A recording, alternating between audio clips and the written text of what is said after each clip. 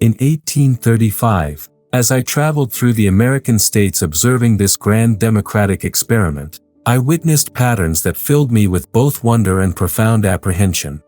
The very forces that made America's democracy magnificent also contained the seeds of its potential destruction. Today, nearly 2 centuries later, the crisis consuming American politics follows precisely the trajectory I observed in those early years of the Republic. The polarization tearing at the fabric of your nation, the retreat into tribal certainties, the erosion of civic discourse, the abandonment of local governance, none of this surprises me. What unfolds before us in 2025 is not an accident of modern times, nor the product of social media or global forces, but the inevitable consequence of democratic tendencies I documented when your democracy was still young and vigorous. The question is not whether these challenges would arise, I knew they would, but whether Americans would recognize them in time to preserve what makes their society extraordinary. The patterns I observed in 1831 and 1832, traveling from Boston to New Orleans, from the wilderness of Michigan to the drawing rooms of Philadelphia, revealed democracy's internal contradictions with startling clarity. Your current crisis represents democracy achieving exactly what I predicted it would achieve if left unchecked by wisdom, virtue, and institutional restraint. Chapter 1: The Tyranny of Majority Opinion I Witnessed. In the America of 1835, I observed something that deeply troubled my understanding of freedom: the overwhelming power of majority opinion to silence dissent without any formal mechanism of oppression. Unlike the crude tyrannies of Europe, where physical force dominated minds through visible brutality, I discovered in America a subtler but perhaps more complete form of control: the tyranny of prevailing opinion that operated through social pressure rather than political coercion. The majority has enclosed thought within a formidable fence, I wrote then, watching how Americans would rather conform than face social ostracism. In your democratic townships and drawing rooms, I witnessed how quickly unpopular ideas withered under the cold stare of collective disapproval. No chains were needed, no secret police required. The mere prospect of isolation from community opinion proved more effective than any monarch's decree or inquisitor's threat. In those early decades, I watched American citizens police themselves with remarkable efficiency. A man who expressed unpopular views found himself excluded from business opportunities, social gatherings, and civic participation. The majority's judgment descended like a suffocating blanket, making dissent not illegal but socially impossible. In America, I observed, the majority draws a formidable circle around thought. Within this circle, one could express any opinion; beyond it, freedom existed only in theory. What strikes me about your contemporary political crisis is how perfectly it mirrors this fundamental weakness I identified. Your social media platforms have become vast engines of opinion conformity, where the majority's judgment descends instantly upon any deviation from accepted thought. The speed has accelerated beyond imagination, but the mechanism remains identical. Democratic societies struggle to protect minority viewpoints against the crushing weight of popular sentiment. I predicted that in democratic ages, the body is left free, and the soul is enslaved. Today, Americans enjoy unprecedented physical freedoms while their minds increasingly operate within narrow ideological boundaries. Your political polarization represents not a breakdown of democracy, but democracy working exactly as I feared it might, creating 2 opposing majorities, each wielding opinion as a weapon against the other. The tragedy lies not in external threats to American democracy, but in democracy's internal tendency to produce conformity so complete that genuine deliberation becomes impossible. I witnessed this in 1835 when Americans avoided discussing slavery, not because it was legally forbidden, but because majority opinion in each region made honest discussion socially devastating. Today's polarization follows the same pattern, not legal censorship but social enforcement of ideological orthodoxy. Your current crisis validates my observation that democratic societies face their gravest danger not from kings or dictators, but from their own success in creating irresistible public opinion that transforms freedom of thought from a right into a burden too heavy for most citizens to bear. Chapter 2: The Dangerous Drift Toward Soft Despotism. During my American journey, I observed a troubling paradox that would prove prophetic. As democratic equality advanced, citizens seemed increasingly willing to surrender their independent judgment to gentle but pervasive authority. I foresaw a new kind of despotism, unlike anything history had witnessed, one that would degrade rather than torment, leaving the human spirit intact while methodically weakening its exercise. Above this race of men stands an immense and tutelary power, I wrote, envisioning how democratic governments might evolve. This power would seek to secure their gratifications and watch over their fate. It would be absolute, minute, regular, provident, and mild. It would not break wills but soften them, would not destroy but prevent existence, would not tyrannize but enervate and extinguish. I watched American citizens already beginning to look to distant authorities for guidance on matters they once resolved through local deliberation. In my travels through New England townships, I witnessed the embryonic stages of this transformation. Citizens who possessed remarkable capacities for self-governance were already beginning to defer to state authorities on questions their grandfathers would have resolved in town meetings. The convenience of expert administration gradually displaced the inconvenience of democratic participation. Your 2025 political crisis demonstrates this soft despotism's full flowering. Americans have gradually transferred enormous power to federal institutions while losing the habits of local self-governance that once made democracy vibrant.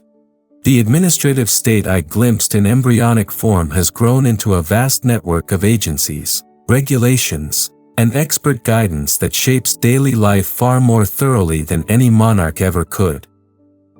What appears as political polarization often masks a deeper problem: citizens who have forgotten how to govern themselves.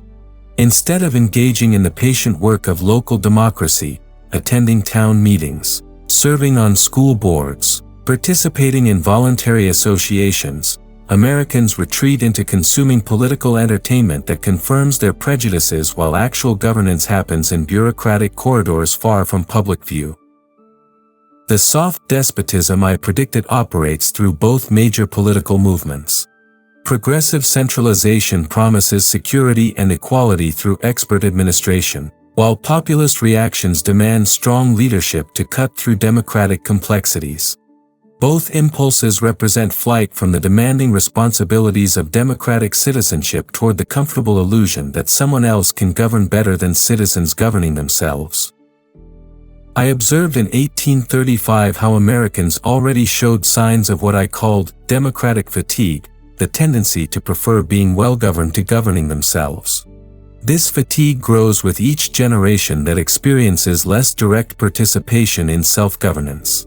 Citizens become political consumers rather than political actors, judging government by what it delivers rather than by how it operates. Your current crisis reflects not too much democracy, but too little practice of democratic arts. Americans have allowed the democratic muscle to atrophy through disuse, making them vulnerable to both administrative drift and authoritarian temptation. The polarization consuming your politics represents competing forms of this same surrender, different visions of who should govern Americans rather than how Americans should govern themselves. The soft despotism I foresaw succeeds by making submission comfortable, even preferable to the burdens of freedom. Your 2025 crisis marks the moment when Americans must choose whether to reclaim those burdens or surrender them completely to forces that promise order at freedom's expense. Chapter 3: How Individualism Destroys Democratic Solidarity. In 1830s America, I encountered a phenomenon entirely new to human experience: democratic individualism. Unlike the independence of aristocratic ages, which connected superior individuals to extended networks of obligation and mutual responsibility, democratic individualism isolated each person within the narrow circle of family and friends, leaving them vulnerable to both despotism and social atomization. Individualism is a calm and considered feeling which disposes each citizen to isolate himself from the mass of his fellows and withdraw into the circle of family and friends, I observed, watching Americans retreat from public concerns into private prosperity. This democratic vice would eventually attack and destroy the virtues necessary for collective action, leaving society composed of strangers who share territory but not common purpose. During my travels, I witnessed this individualism in its nascent form. Americans possessed remarkable energy for personal advancement but showed declining interest in public affairs beyond their immediate interests. They would travel great distances for business opportunities while remaining ignorant of political developments in their own states. This retreat into private life seemed natural and even admirable, yet I recognized its corrosive effects on democratic institutions. Your 2025 political crisis represents the culmination of this individualistic drift I documented. Americans have achieved unprecedented personal freedom while losing the capacity for the sustained cooperation that democracy requires. Political polarization feeds on this atomization. When citizens lack experience in collaborative problem solving, they become susceptible to tribal mobilization against imagined enemies rather than practical cooperation for common purposes. Consider how Americans now consume politics, alone, through devices that deliver personalized content confirming individual preferences. The town meetings and voluntary associations I praised as democracy's foundation have given way to passive consumption of political media that inflames rather than deliberates. Citizens relate to politics as consumers rather than participants, seeking emotional satisfaction rather than practical solutions. Democratic individualism creates what I called a kind of moderate selfishness that leads people to imagine they owe nothing to their fellows and expect nothing from them. In your contemporary crisis, this manifests as Americans who demand political outcomes but refuse political engagement, who critique institutions while avoiding institutional responsibility, who expect government to solve problems they could address through voluntary cooperation. The voluntary associations I celebrated as antidotes to individualism have largely disappeared or transformed into professional organizations that require no genuine participation. Churches become entertainment venues, civic groups become networking opportunities, neighborhoods become collections of strangers who interact only through homeowner associations and online complaint forums. Without regular practice in cooperative endeavor, Americans lose both the skills and the motivation for democratic citizenship, making them susceptible to political entrepreneurs who promise simple solutions to complex challenges. The art of democratic compromise, finding common ground among diverse interests, atrophies when citizens lack experience in actual collaboration. Your polarization reflects not passionate political engagement, but the collapse of genuine political life into entertainment. When citizens lack experience in actual self-governance, politics becomes a spectator sport where choosing sides replaces solving problems, where ideological purity substitutes for practical wisdom, where emotional intensity compensates for civic incompetence. The tragedy of democratic individualism lies in its self-defeating nature. By withdrawing from public life to preserve personal freedom, citizens create conditions that ultimately threaten both freedom and personal flourishing through social breakdown and institutional decay. Chapter 4: The Corruption of Democratic Equality. The passion for equality I witnessed in America struck me as democracy's most powerful and dangerous force. Americans possessed an ardent, insatiable, eternal, invincible desire for equality that could either strengthen or destroy their freedom, depending on how wisely they channeled this democratic energy toward constructive rather than destructive purposes. The taste for equality is a vice of the human heart, I wrote, observing how this passion could overwhelm all other considerations, including justice, truth, and even freedom itself. In 1835, I watched Americans already struggling to balance their love of equality with respect for excellence, merit, and legitimate authority. The tension between democratic equality and natural human differences created instabilities that would eventually tear at democracy's foundations. During my travels, I observed how the equality principle operated in daily American life. Citizens who would defer to expertise in technical matters became suspicious of any authority in political or moral questions. The same farmers who respected superior agricultural knowledge rejected intellectual or cultural superiority as incompatible with democratic values. This selective egalitarianism revealed equality's potential to become a destructive rather than constructive force. Your 2025 crisis demonstrates how the equality principle, when pursued without restraint or wisdom, generates the very polarization that threatens democratic governance.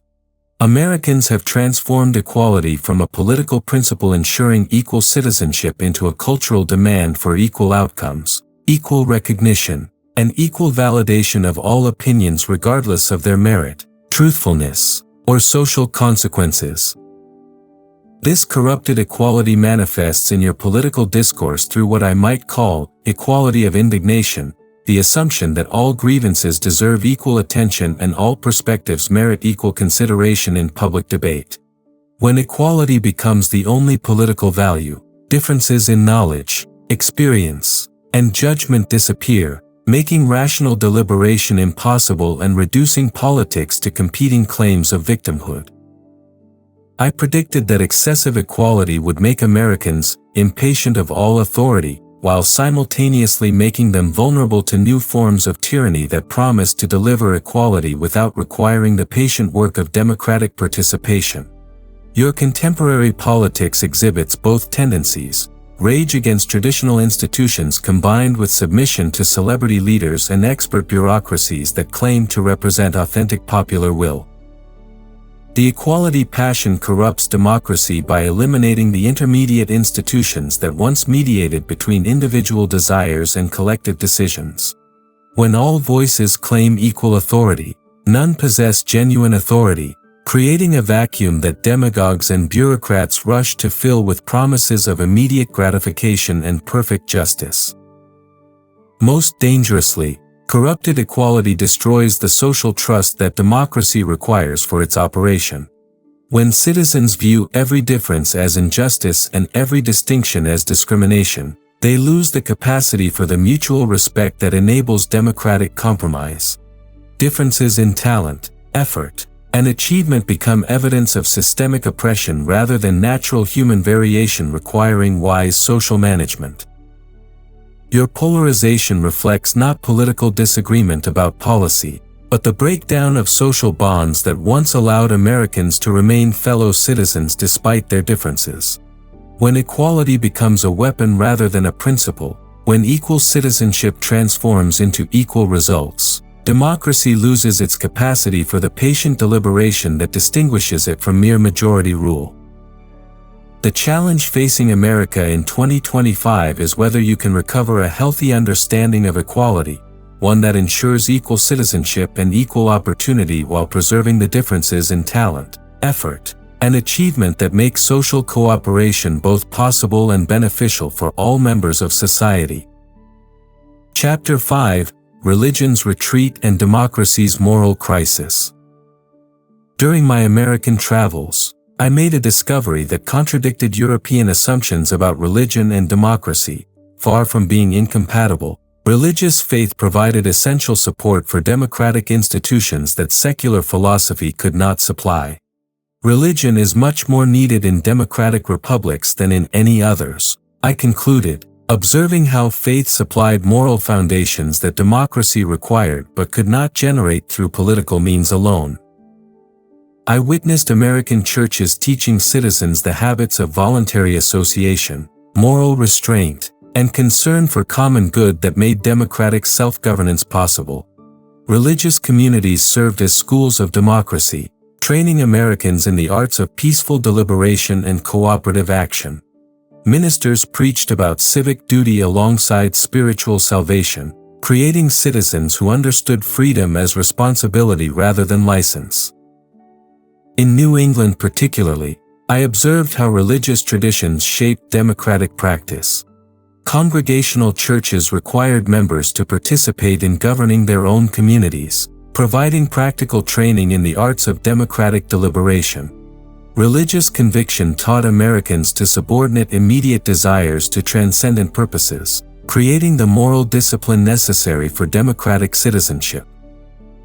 Your 2025 political crisis demonstrates the consequences of religion's retreat from public life and its replacement by secular ideologies that lack religion's capacity to moderate political passion.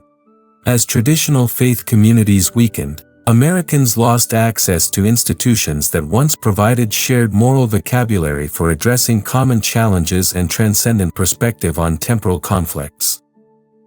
The secular substitutes, therapy culture, political activism, consumer identity, social media communities, lack religion's essential characteristics, the ability to subordinate immediate desires to transcendent purposes, to provide authoritative moral guidance independent of personal preference, and to create communities bound by something higher than mutual advantage or shared grievance. The polarization consuming American politics partially reflects this spiritual vacuum. When citizens lack shared moral foundations, political disagreement becomes total warfare because no higher principles constrain conflict or provide common ground for resolution. Politics becomes religion by other means, with competing ideologies demanding the absolute commitment that Americans once reserved for transcendent truth. I observed that religion strengthened democracy by teaching citizens to see themselves as accountable to authority higher than popular will or personal preference.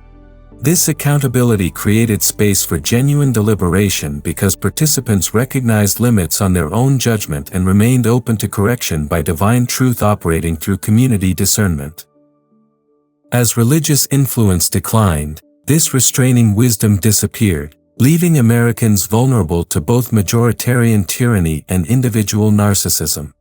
The moral individualism that replaced religious authority, the assumption that each person can create personal moral standards without reference to transcendent truth or social tradition, undermines the shared moral foundation that democratic deliberation requires. The crisis extends beyond traditional religion to include the broader question of moral authority in democratic society. Americans have dismantled traditional sources of moral guidance without developing adequate replacements, creating what I might call moral chaos, competing claims to moral authority that cannot be adjudicated through democratic means because they reject common moral standards. Your contemporary politics exhibits religion's absence through its desperate moralism and pseudo-religious character. Political movements now promise spiritual satisfaction and ultimate meaning that healthy religion once provided through connection to eternal rather than temporal concerns. Politics becomes pseudo-religion, demanding faith while delivering only power, promising salvation while producing only division.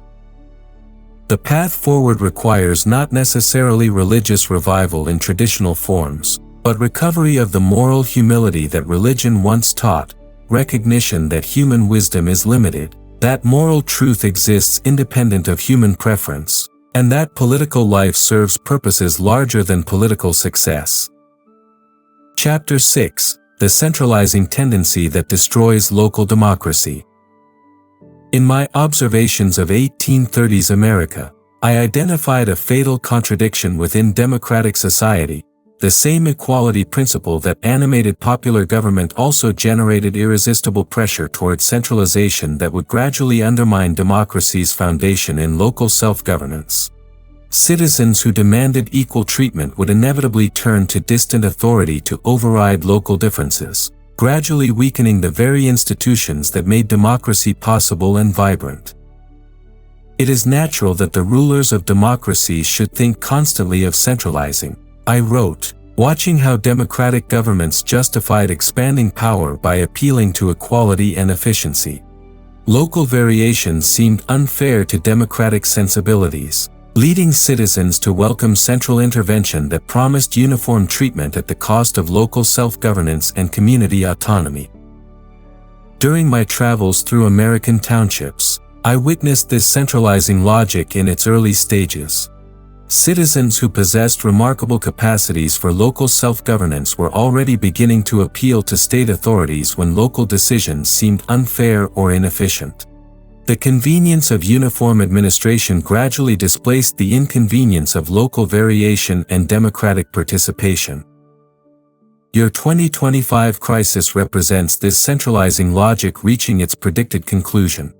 The federal government I observed in embryonic form has grown into a vast apparatus that regulates details of daily life once managed by local communities through voluntary cooperation and democratic deliberation.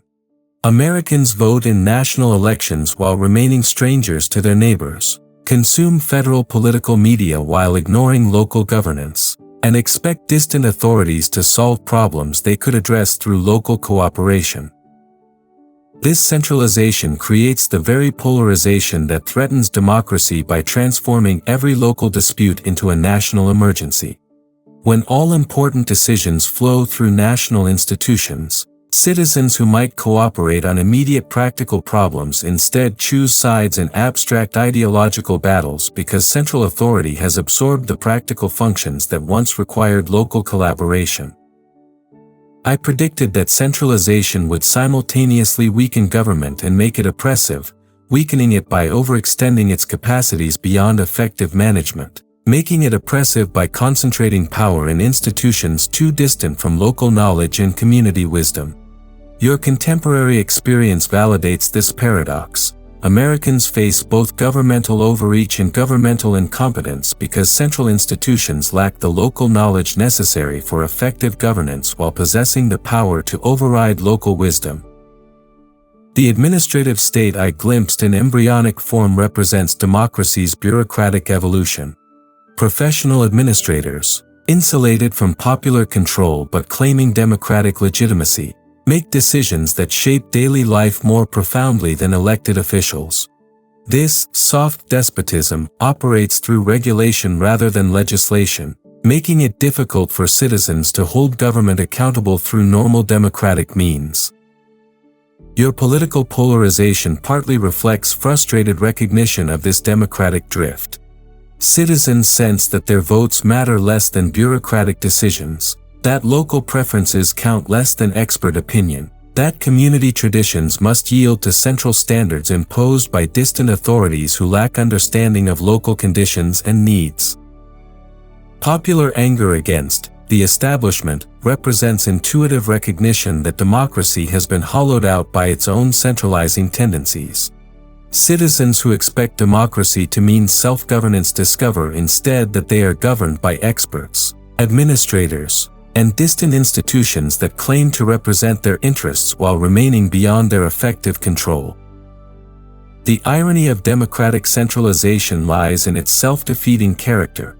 By concentrating power to ensure equal treatment, centralization destroys the local institutions where citizens learn democratic arts, making them less capable of effective self-governance and more dependent on central authority for solutions to problems they could once solve themselves. The solution requires recovering what I called the township spirit, the patient practice of local self-governance that trains citizens in democratic arts while addressing practical needs through voluntary cooperation and community initiative rather than appealing to distant authority for solutions that inevitably generate new problems requiring further central intervention. Chapter 7: The Path Back to Democratic Health. The patterns I observed in 1835 now dominate American political life in ways that would have seemed impossible to your founders, yet entirely predictable to careful students of democratic tendency. The crisis of 2025 represents not democracy's failure, but its success in producing the very problems I identified as inherent in egalitarian society when democratic principles operate without institutional restraint or cultural wisdom. Your polarization, individualism, centralization, and moral confusion flow naturally from democratic principles when pursued without wisdom, virtue, or institutional checks. The question facing Americans is not whether to abandon democracy. That would be both impossible and undesirable. but whether to learn the arts of democratic self-governance that can channel democratic energy toward human flourishing rather than social destruction. The path forward requires recovering what I called the habits of the heart that sustain democratic life, the practical skills, moral dispositions, and institutional practices that enable free people to govern themselves effectively. Americans must relearn the skills of voluntary association, local self-governance, and civic friendship that once made your democracy exceptional among human societies. This means choosing patient engagement over passionate consumption, local participation over national spectacle, practical cooperation over ideological purity. It requires Americans to abandon the comfortable passivity of political consumerism for the demanding responsibilities of democratic citizenship that their ancestors practiced with remarkable success. Your crisis offers opportunity as well as danger because democratic illusions often must collapse before democratic realities can emerge. When distant authorities fail to solve local problems, space opens for local initiative. When political entertainment exhausts its appeal, citizens might rediscover the satisfactions of genuine political participation in their own communities. The voluntary associations I celebrated as democracy's foundation need renewal for contemporary conditions. Americans require institutions that bring diverse citizens together for common purposes, that teach democratic skills through practice rather than theory, that connect individual fulfillment to collective flourishing through shared enterprise and mutual responsibility. These new associations must address the isolation and atomization that technology and individualism have created while avoiding the ideological polarization that makes contemporary organizations ineffective as schools of democracy. Americans need institutions that emphasize practical cooperation over ideological agreement, local engagement over national politics, and problem-solving over position-taking. Most urgently, American democracy needs what I called enlightened self-interest, the recognition that individual welfare depends on social health, that personal freedom requires institutional support, that private prosperity depends on public virtue.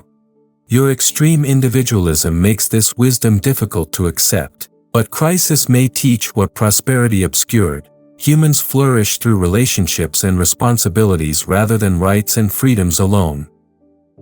The renewal of democratic culture requires education in democratic arts that goes beyond civics instruction to include practical experience in cooperative endeavor.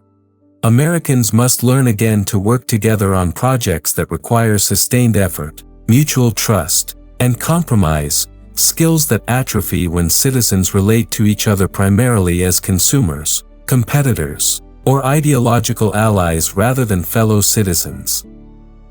The democratic experiment I witnessed in its youth faces its severest test in its maturity.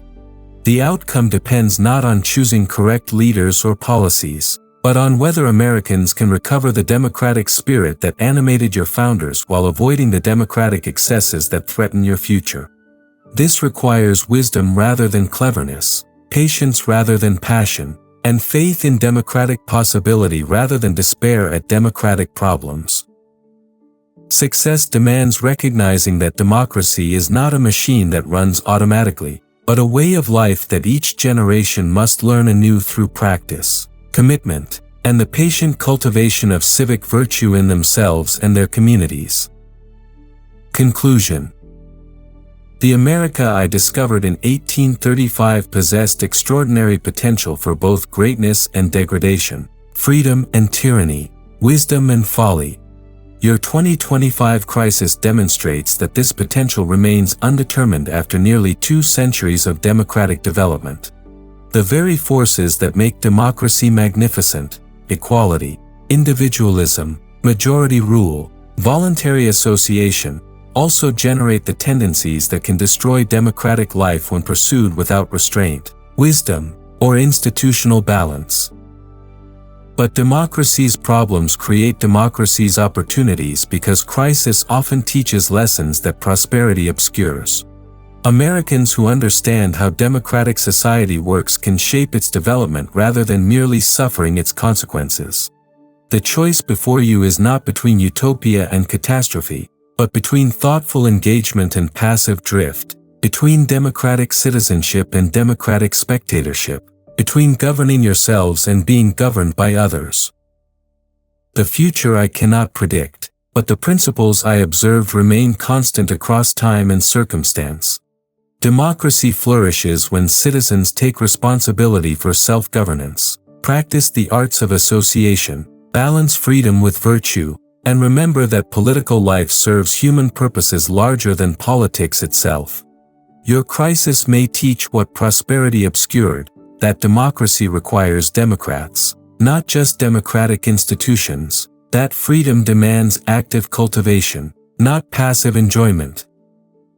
The patterns of 1835 and 2025 reveal democracy's eternal challenge: how to preserve human freedom while maintaining social order, how to honor equality while respecting excellence, how to govern collectively while protecting individual conscience.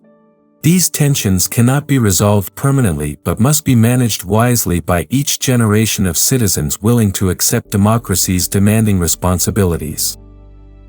Your ancestors created something unprecedented in human history.